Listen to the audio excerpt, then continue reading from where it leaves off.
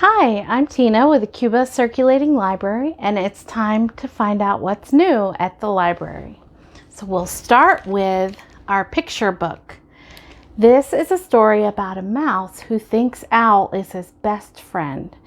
They play chase together. Owl feeds him lots of yummy donuts and even gives him a comfy cage to sleep in. So are they best friends?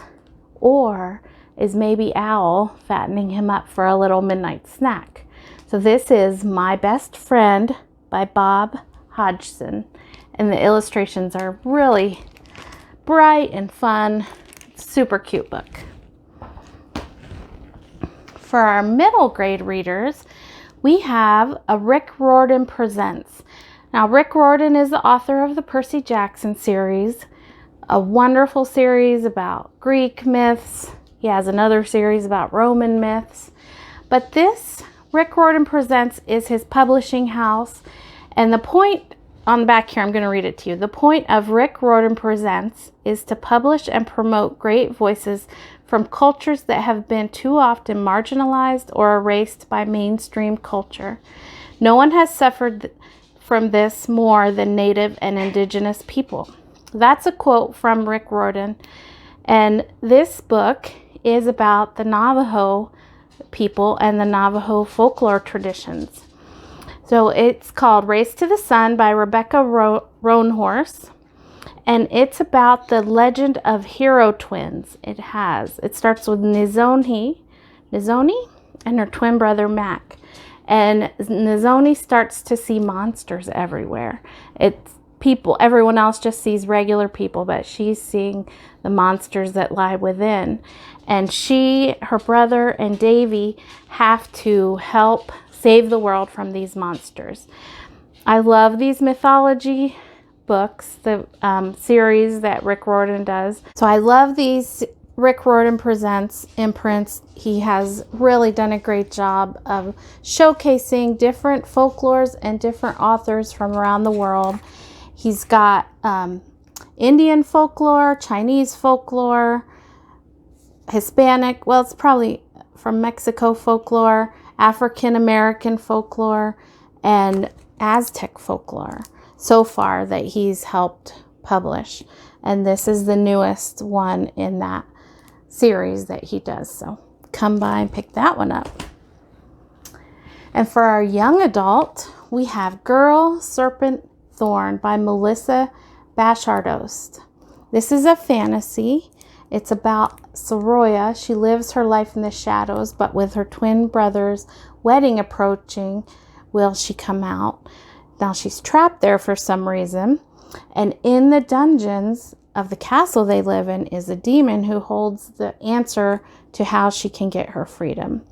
This one's definitely been getting a lot of attention from the young adult literature blogs, so it proves to be a good one, I bet, especially if you like fantasy.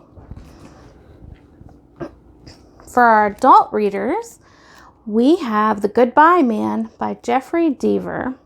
Now this is another one in his series about Coulter Shaw, who's a reward seeker. He's an expert tracker. And in this book, he's tracking two young men who are accused of a hate crime. But as he's tracking them, there's a series of tragic events and things go wrong. Is he the one to blame? So he joins a grief support group in an effort to get to the bottom of what happened while he was tracking these young men. But then he discovers, is it a grief support group or perhaps it's actually a cult?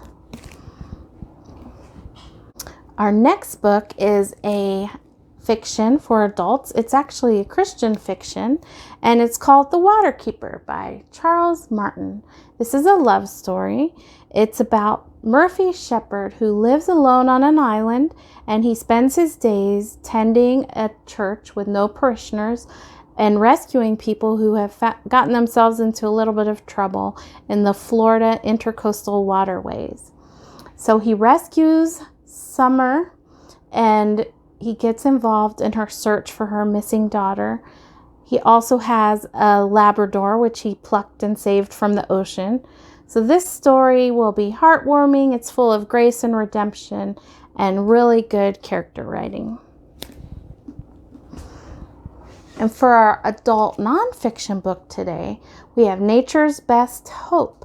Now this author, Douglas Tallamy, he has another book which he was really well known for called Bringing Nature Home. And this book kind of builds on that and takes it a step further. It shows you how you can use your yard to build a conservation corridor that promotes wildlife habitats. He encourages readers to take environmental action into their own hands, one yard at a time. And he talks about the importance of insects in this book and what role they play. He talks about invasive weeds versus native weeds, lots of birds, lots of reptiles, and how they all work together and what we can do with our own yards to promote conservation. So there you go. That's what we have for you this week at the Cuba Library. I hope you'll come in and check it out. Bye.